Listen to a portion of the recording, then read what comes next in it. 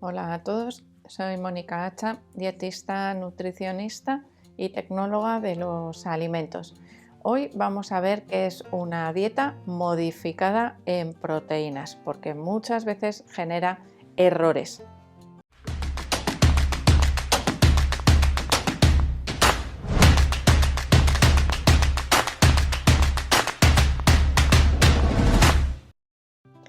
Seguro que alguno está pensando, uy, dieta modificada en proteínas, seguro que es una dieta hiperproteica. Bueno, pues entonces, porque aquí nos está hablando de este tipo de modificaciones, ¿no? Si realmente las dietas altas en proteínas se recomiendan para los deportistas. Pues no.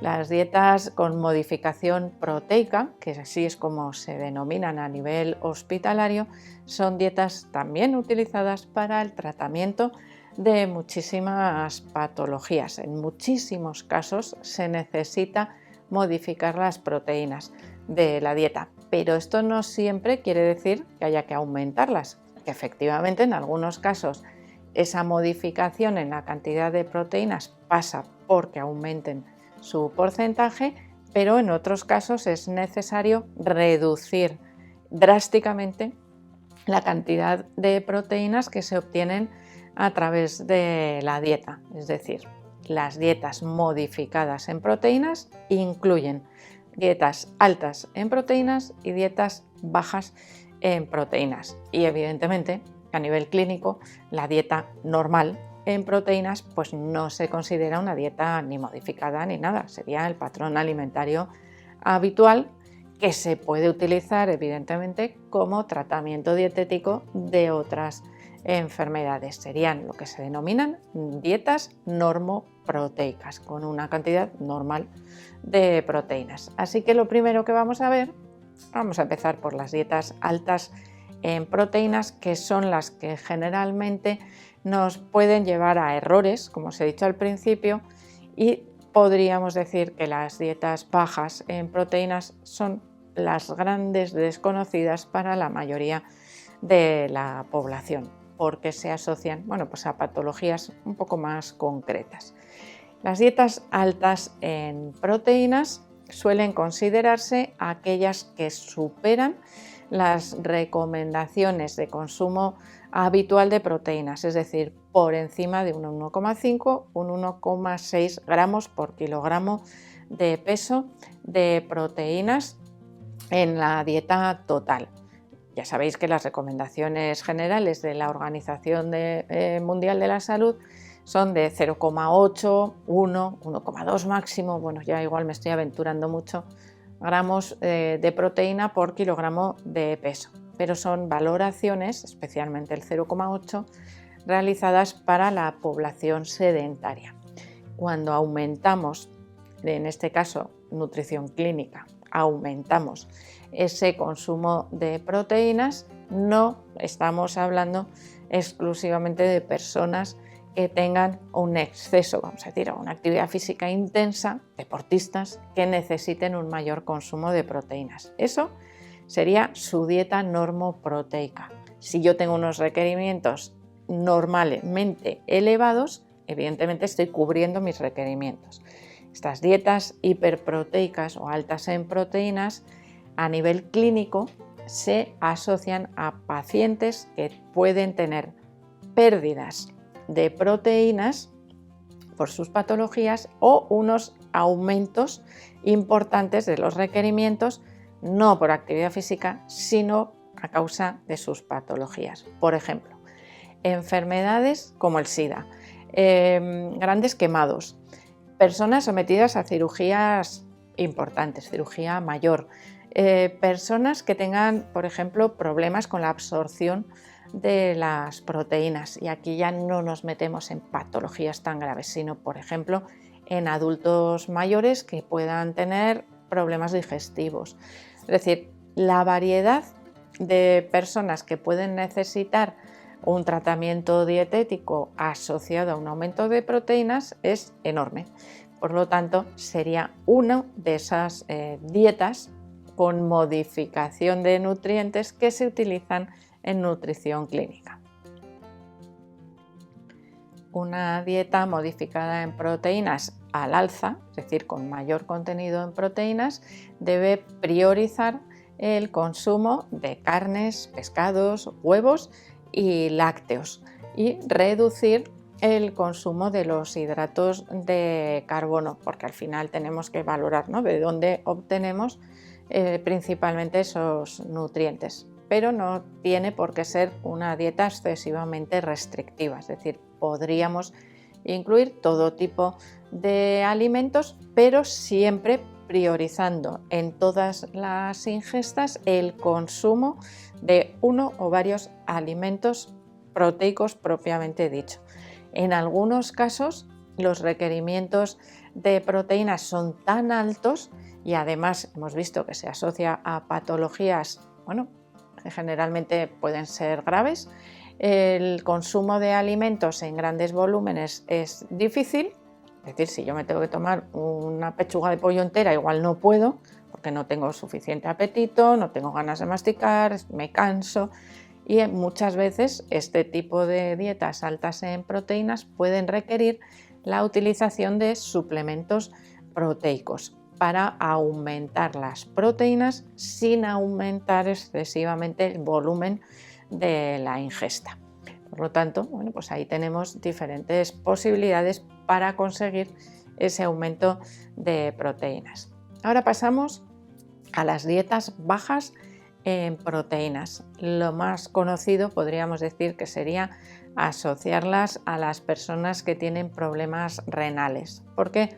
Porque el exceso de proteínas se elimina a través de la orina y claro, si los riñones no funcionan bien, pues claro, tenemos que reducir en parte las proteínas. Pero ojo, reducir en este caso las proteínas cubriendo todos los requerimientos, es decir, ahí tendríamos que valorar hasta qué punto es conveniente reducir las proteínas, porque reducir las proteínas hace aumentar el consumo de otros alimentos, como por ejemplo podrían ser vegetales que contienen más cantidad de sodio, de potasio, de otros nutrientes que también podrían afectar negativamente a esos problemas renales.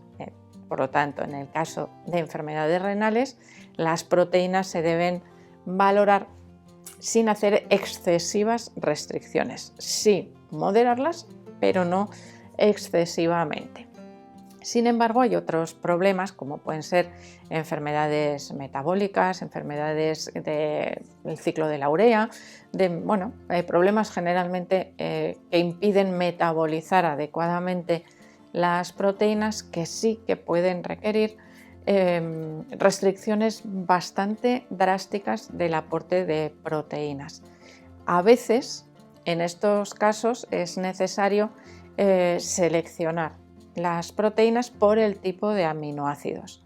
También nos podría ayudar la suplementación sabiendo qué aminoácidos están presentes en esos suplementos, porque no todos los aminoácidos producen problemas, sino que a veces son un aminoácido concreto, como por ejemplo en el caso de la fenilcetonuria, que es la fenilalanina, el aminoácido que provoca esos problemas porque hay una ruta metabólica que no funciona adecuadamente. Es decir, son casos muy concretos que hay que valorar y en los que está muy estudiado cuál es el tratamiento dietético que se debe realizar. Pero tenemos que saber que pasa por la reducción bastante importante del contenido en proteínas de la dieta. ¿Qué ocurre? ¿O cuál es uno de los problemas asociados a estas restricciones de proteínas? Que, por ejemplo, en el caso de problemas metabólicos suelen aparecer en la infancia y la ausencia o carencia de proteínas puede afectar también al crecimiento o al desarrollo de los niños. Por eso es muy importante seguir adecuadamente ese tratamiento dietético. Generalmente en las dietas con modificación de proteínas a la baja se suele recomendar reducir o incluso eliminar en algunos casos el consumo de carnes, pescados, huevos y lácteos, que son los alimentos que antes hemos dicho que nos favorecían aumentar las proteínas. ¿Y esto qué ocurre? ¿Nos deja sin proteínas en la dieta? No, tenemos proteínas prácticamente en todos los alimentos, en mayor o menor cantidad, con más o menos variedad de aminoácidos. Seguro que habéis oído hablar más de una vez de las combinaciones de alimentos para obtener todos los aminoácidos esenciales con el consumo de vegetales, es decir, legumbres con arroz, por ejemplo, cereales y frutos secos, que nos permiten completar esos aminoácidos. ¿Esto qué quiere decir? Que todos estos alimentos de origen vegetal contienen también proteínas. Podríamos decir que los únicos alimentos que no tienen proteínas o que no se podrían valorar, ¿no?, como contenido proteico serían, por un lado, la grasa y por otro lado, el azúcar. Serían prácticamente los únicos que no contendrían, bueno, igual en algún caso algún aminoácido nos queda por ahí flotando, pero en general no contienen o no se podrían valorar como alimentos que contengan proteínas. Por lo tanto, ya veis que se nos queda ahí muy escasito. No nos podemos alimentar solo de aceite o grasa y azúcar, sino que la dieta debe proporcionar todos los nutrientes necesarios, controlando siempre aquellos que nos proporcionan proteínas para evitar superar las cantidades tolerables, porque en estos casos tendríamos que hablar también de cierta tolerancia, es decir, no todas las personas podrían tolerar o digerir adecuadamente la misma cantidad de aminoácidos o de proteínas. Por lo tanto, se deben pautar las dietas bajas en proteínas de manera individualizada. Así que ahora ya sabemos un poquito más de cuál es la utilidad como tratamiento dietético de las dietas modificadas en proteínas, que ya os digo que generalmente cuando se habla de proteínas de la dieta, pues, lo primero que nos viene a la cabeza suelen ser los deportistas, pero es que la actividad física, como ya os he dicho al principio del vídeo, condiciona también los requerimientos de cada persona, es decir, es algo que hace variar las necesidades de proteínas en la dieta. Por lo tanto, eso no lo consideraríamos evidentemente un tratamiento dietético en una persona que está perfectamente sana, sino que esto lo trasladaríamos a las personas que tienen patologías que pueden aumentar o necesitar un aumento de las proteínas o reducir drásticamente las proteínas de la dieta, y tenemos ambos casos. Así que espero que el vídeo os haya resultado interesante. Por supuesto que le deis al like, no dejéis de suscribiros al canal y espero seguir viéndoos a todos en los próximos vídeos.